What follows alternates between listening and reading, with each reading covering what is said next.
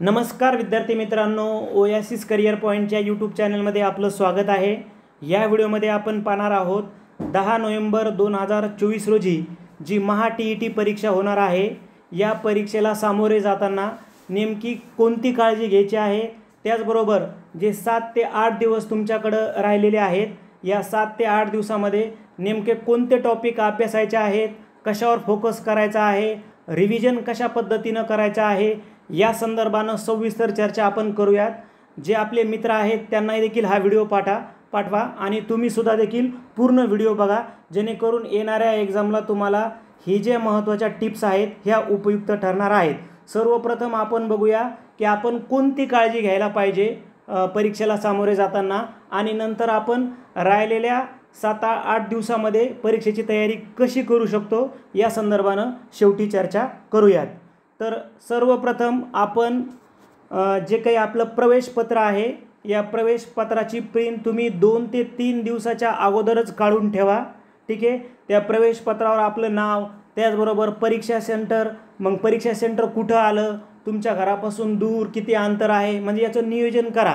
कारण त्या दिवशी जर आपली मानसिकता बिघडली तर आपल्याला पेपर अवघड जाऊ शकतो। ठीक आहे, त्यामुळं सर्व अगोदरच ह्या ज्या छोट्या छोट्या गोष्टी असतात ते आपण क्लिअर करणं गरजेचं आहे। जाण्या येण्याची व्यवस्था, परीक्षा सेंटर, जे आपले तिथं मित्र असतील, नातेवाईक असतील, त्यांना कन्फर्म करून घ्या की सेंटरला जायला रिक्षा, काय जी व्यवस्था आहे ती अगोदरच करून घ्या, ही एक महत्त्वाची गोष्ट आहे।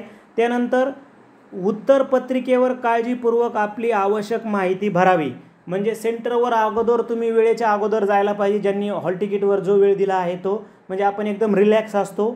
मग उत्तरपत्रिका दिल्याच्यानंतर जी आवश्यक माहिती आहे ती आपण भरायला पाहिजे। जर कळत नाही तर तुम्ही तिथले जे शिक्षक असतात त्यांना तुम्ही ते विचारू शकता।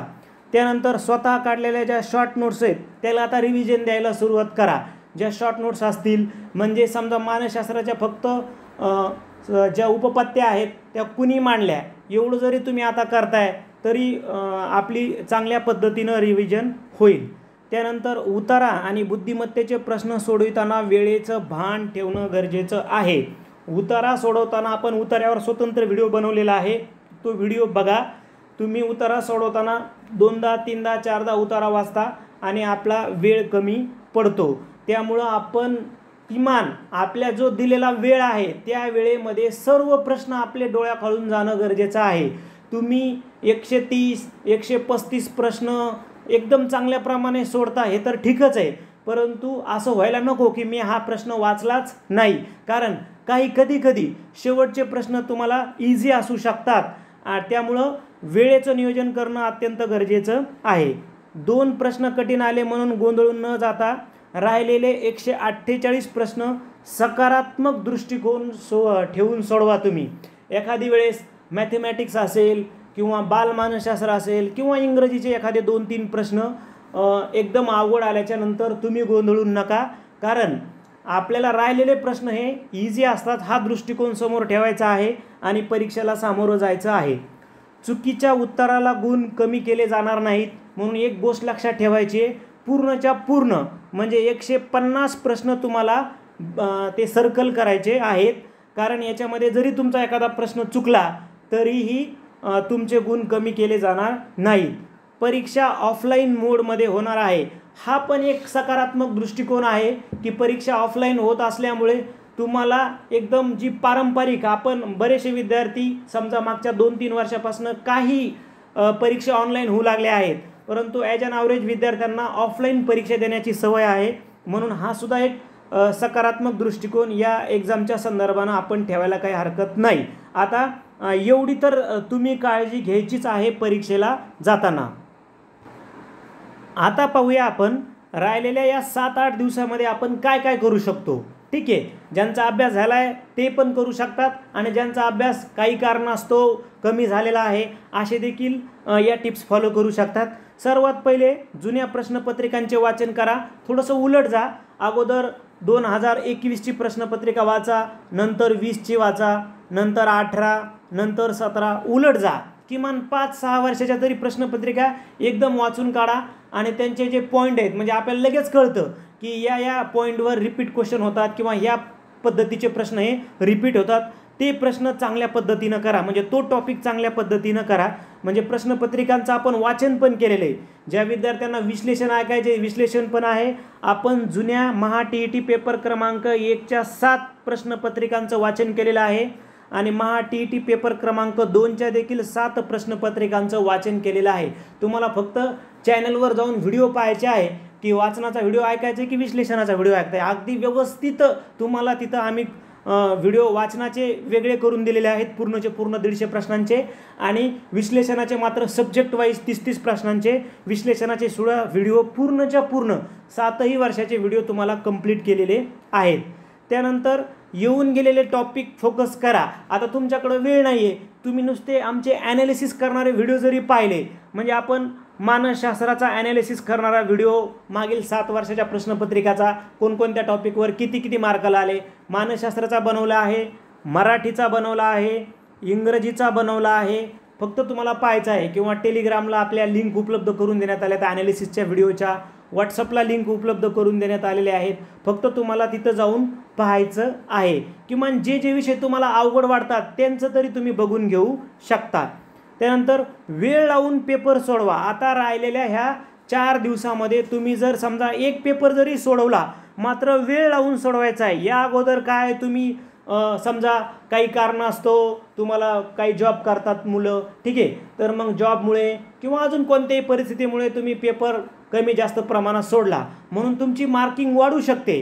परंतु आता राहिलेल्या या 4, 5, 6 दिवसामध्ये तुम्ही जर वेळ लावून पेपर सोडवा, अगदी ॲक्च्युअल जेवढा वेळ तुम्हाला हॉल तिकीटवर दिलेला आहे तेवढाच वेळ जर लावून तुम्ही पेपर सोडवला, कुठलाही मोबाईल स्विच ऑफ करून, तर मला वाटतं तुमचा जास्त प्रमाणात सराव होईल. यासाठी आम्ही जे काही मागील प्रश्नपत्रिका आहेत, म्हणजे 2013 ते 2021 पर्यंत झालेल्या ज्या काही प्रश्नपत्रिका आहेत, या प्रश्नपत्रिका अगोदर अनलाइज केल्या, त्याच्यातले महत्त्वाचे टॉपिक काढले दोन्ही पेपरचे, आणि त्या टॉपिकला अनुसरून सराव पेपर आम्ही सेट केलेले आहेत.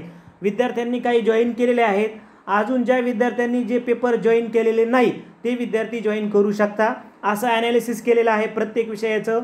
मराठीचं ॲनालिसिस केलेलं आहे, इंग्रजीचं ॲनालिसिस केलेलं आहे, आणि बालमानसशास्त्राचं सुद्धा ॲनालिसिस करणारे व्हिडिओ तुम्ही चॅनलवर जाऊन बघू शकता.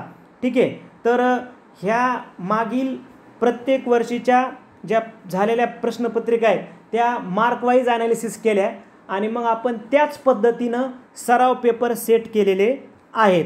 हे 5 सराव पेपर, म्हणजे प्रत्येक पेपरचे 5 सराव पेपर. महा TET पेपर क्रमांक 1चे 5 सराव पेपर आणि महा TET पेपर क्रमांक 2चे 5 सराव पेपर आम्ही घेतलेले आहेत.